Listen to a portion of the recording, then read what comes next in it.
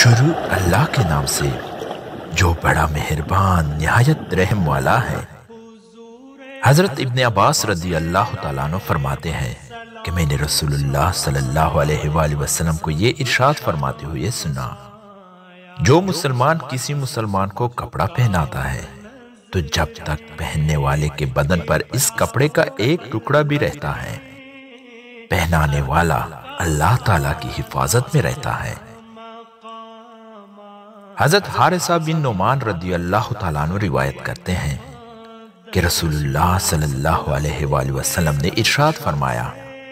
مسکین کو اپنے ہاتھ سے دینا بری موت سے بچاتا ہے۔ حضرت ابو موسیٰ رضی اللہ تعالیٰ عنہ روایت کرتے ہیں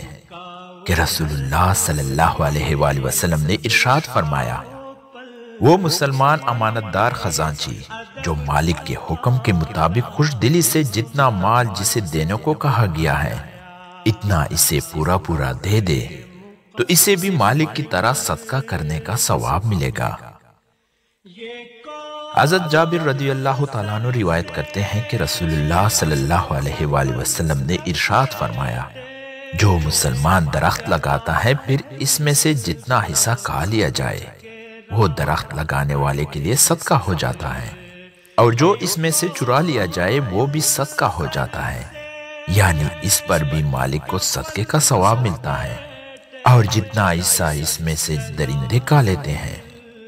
وہ بھی اس کے لیے صدقہ ہو جاتا ہے، اور جتنا حصہ اس میں سے پرندے کھا لیتے ہیں وہ بھی اس کے لیے صدقہ ہو جاتا ہے۔ غرض یہ کہ جو کوئی اس درخت میں سے کچھ بھی پھل وغیرہ لے کر کم کر دیتا ہے تو وہ اس درخت لگانے والے کے لیے صدقہ ہو جاتا ہے۔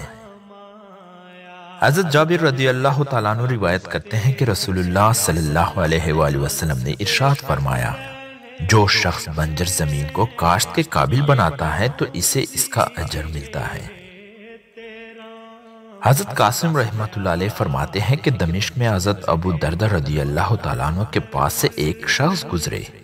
اس وقت حضرت ابو دردہ رضی اللہ تعالیٰ عنہ کوئی پودا لگا رہے تھے۔ اس شخص نے حضرت ابو دردہ رضی اللہ تعالیٰ عنہ سے کہا، کیا آپ بھی یہ دنیاوی کام کر رہے ہیں؟ حالانکہ آپ تو رسول اللہ صلی اللہ علیہ وآلہ وسلم کے صحابی ہیں۔ حضرت ابو دردہ رضی اللہ تعالیٰ عنہ نے فرمایا، مجھے ملامت کرنے میں جلدی نہ کرو، میں نے رسول اللہ صلی اللہ علیہ وآلہ وسلم کو یہ ارشاد فرماتے ہوئے سنا، جو شخص پودا لگاتا ہے اور اس میں سے کوئی انسان یا اللہ تعالیٰ کی مخلوق میں سے کوئی مخلوق کھاتی ہے تو وہ اس پودا لگانے والے کے لیے صدقہ ہوتا ہے۔